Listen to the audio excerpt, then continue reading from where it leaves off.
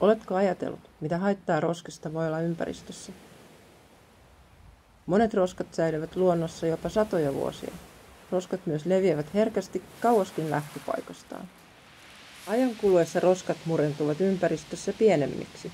Roskat voivat sisältää ympäristölle haitallisia aineita.